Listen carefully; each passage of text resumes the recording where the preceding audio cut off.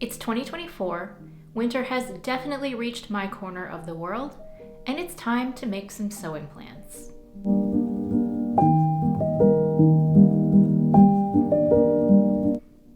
Hi, my name is Sarah, and if you're new here, my channel is all about sewing and styling a handmade wardrobe.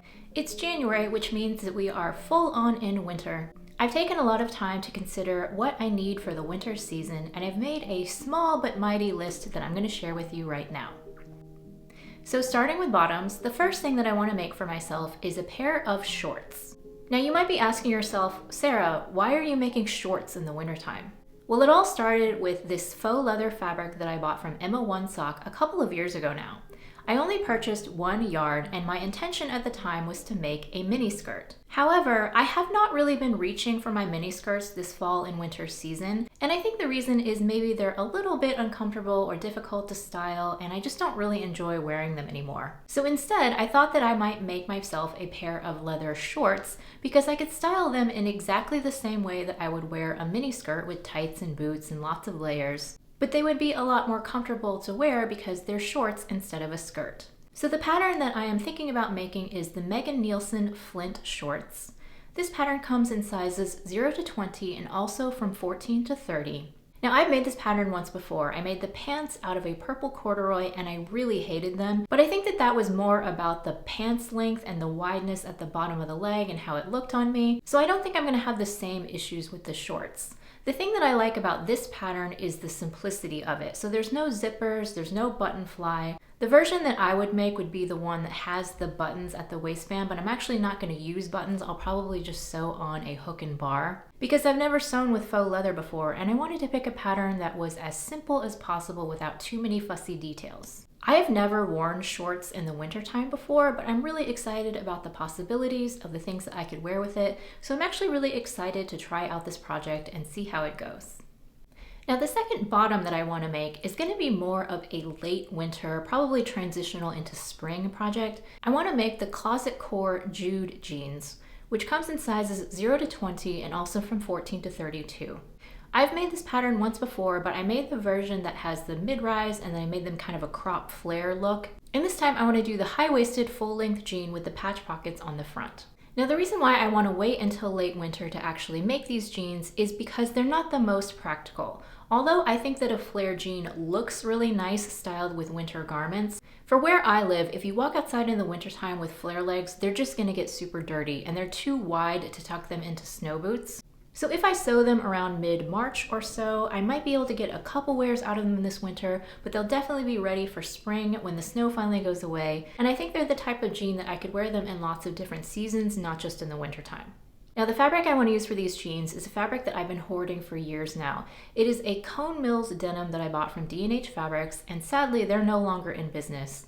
But this denim is special compared to other Cone Mills denims because it has, I believe, 35% stretch. It's really, really stretchy. I hesitate to say jeggings fabric because it sounds cheap, but this fabric is not cheap. It's a really high quality denim. It just has tons and tons of stretch. So that was my main motivation for making these pants. I do want to add a pair of flare jeans to my closet because I don't have any, but also I really want to use up that fabric and stop hoarding it. The next thing on my plans list is an accessory, and the idea for this came about purely from circumstances. So I have quite a few coats now. I've made several winter coats and then I purchased a few, but most of them don't have hoods. The only coats that I own with hoods are my winter puffer jackets. So the other day I was wearing a wool coat and I was walking to work and it started hailing, and I was getting pelted in the face with hail and it was pretty uncomfortable. So I thought to myself, I really wish that I had more coats with hoods, and then I thought I should just make myself a scarf that has a hood. And then I can wear it with all of my wool coats that don't have hoods and keep myself a little bit more protected from the elements. So this is going to be a Minerva brand ambassador project, and I just requested the fabric so I don't have it on hand, but I will insert a picture so you can see what it looks like. I requested a faux fur fabric in this really fun giraffe print. I've never owned anything with giraffe print before, and I just thought it was really interesting looking. And for the lining, I decided to go with this viscose satin, which I have worked with in the past. And full disclosure, I am a Minerva brand ambassador, so I will be receiving these fabrics for free. And if you click on any Minerva links down in the description box, those are affiliate links. So if you make a purchase using those links, I will get a small commission, and thank you for your support. Now the pattern that I've chosen for this is a free pattern. I've never used it before, but it looks pretty simple. It's the Made for Mermaids hooded scarf, and it actually comes in 3 sizes for toddler, youth, and adult. It has optional pockets, but I'm not going to bother with pockets. I just want the scarf with the hood. Faux fur is another material that I have never worked with before, just like with the faux leather. Maybe starting out with a simpler project like a scarf is a good way to try out faux fur since I've never worked with it before. Now before we go any further, if you are enjoying this video so far, I would appreciate it so much if you would give me a thumbs up, and please consider subscribing to my channel if you haven't already. Thank you. Now the next group of plans I want to talk about are tops. I want to make a couple of knit tops, and the first one is from Jolie Lab. It's called the Marinière Mallow, and I'm not French, so I'm sure I'm butchering the pronunciation, so apologies for that. It comes in sizes 34 to 48. I really like this top because it's a Breton style, but it has some interesting details. There's a shoulder yoke, there's some cuffs that are turned in a different direction with buttons. And I really like that it's a beyond basic. I have quite a few striped t-shirts in my closet already, but this one would be a little bit different, a little bit dressier. It would be appropriate to wear to work. And the fabric that I've chosen for this is a Minerva cotton spandex jersey that I purchased myself last year. It's a red and white striped jersey, and I think it's going to be perfect for this pattern. And then the second knit top that I want to make is the Jennifer Lauren Handmade Bronte top. It comes in sizes 6 to 24. This one is another Beyond Basic t-shirt. It has a little wraparound detail on the shoulders with buttons that I think is really feminine and pretty. The fabric is another Minerva sponsored project, so I received this fabric for free. It's a cotton spandex jersey, but the stripes are narrower than the previous fabric that I just showed you. I think that the stripes on this one might be narrow enough that I actually don't need to do pattern matching, but we'll see how it goes. Now I'm a little bit nervous about the fit of this top. I'm not sure if it's going to work for me, so I may end up doing a mock-up before I cut into my final fabric. But I've had this fabric for a little while from Minerva, so I really need to get cracking on this project, and that's probably going to be the first one that I'm actually going to start. The next top is another one from Jolie Lab. It's called the Hazel top. This comes in sizes 34 to 48, and it has 2 different views, one that has a Peter Pan collar and then one that has a collar band with a ruffle, and I'm probably going to make that second version. My motivation for making this shirt is I want to replace a classic shirt that's been in my wardrobe for many, many years now. It's McCall 6649.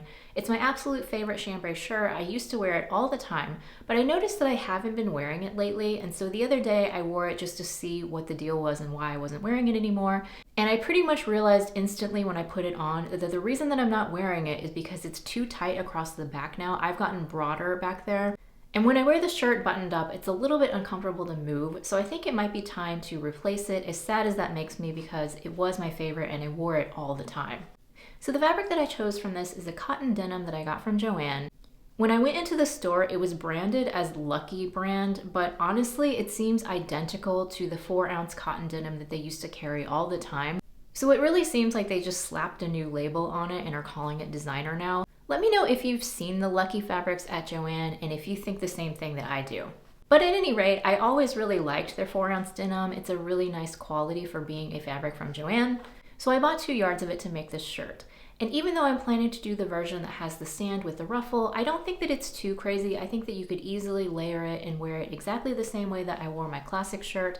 So I'm really looking forward to getting a denim shirt back into my rotation where I can wear it on a regular basis because it is an item of clothing that I used to reach for all the time.